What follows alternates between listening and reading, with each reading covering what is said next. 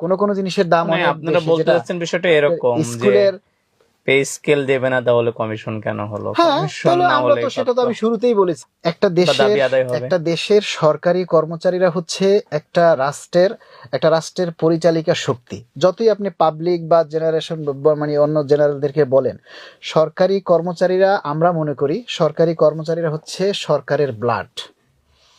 তো blood supply যদি কম হয়ে যায় তাহলে কিন্তু সরকারকেও আপনারা যারা চ্যানেলটি এখনও সাবস্ক্রাইব করেননি তারা দয়া করে চ্যানেলটি সাবস্ক্রাইব করুন নবম পে স্কেলের সকল সত্য নিউজ সবার আগে পেতে। যেমন বাঁচতে হলে সরকারি কর্মচারীদেরকে প্রয়োজন, আবার সরকারি কর্মচারীদের বাঁচতে হলেও সরকারের প্রয়োজন।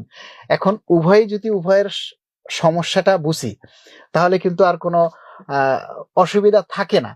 এখন আমরা চাচ্ছি আমাদের যে চাওয়ার জায়গাটা, যে নিয়ম অনুযায়ী যে সময়টা হওয়ার কথা, সেই নিয়মের উপরে যদি আমরা থাকি তাহলে আর আমাদের এই পে স্কেলটা এই গভর্নমেন্টের আমলে আর কোনোভাবেই সম্ভব না।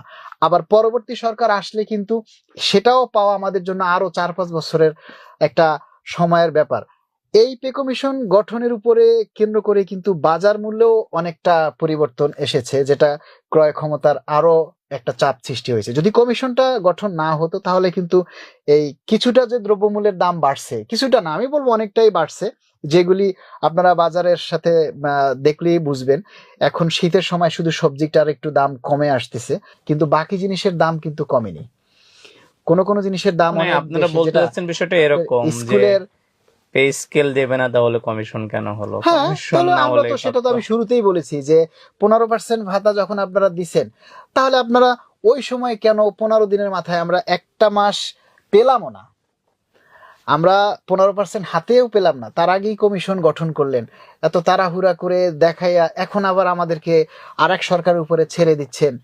তাহলে আমাদেরকে আশা দেখিয়ে এটার উপরেই ভিত্তি করে যখন কমিশন হয়, পে স্কেল দেয়, তখন দেখবেন যে বিভিন্ন মিডিয়াতে এটা প্রচার হয়, এটা হয়ে যাচ্ছে, ওটা হয়ে যাচ্ছে। এটার সাথে সাথে কিন্তু দ্রব্যমূল্যের দাম বাড়ে কমে, মূল্যস্ফীতিও এটার উপরে অনেকটা ডিপেন্ড করে। তো এটা না হলে তো আমরা এতটা আশাও আমাদের জাগতো না, আর এত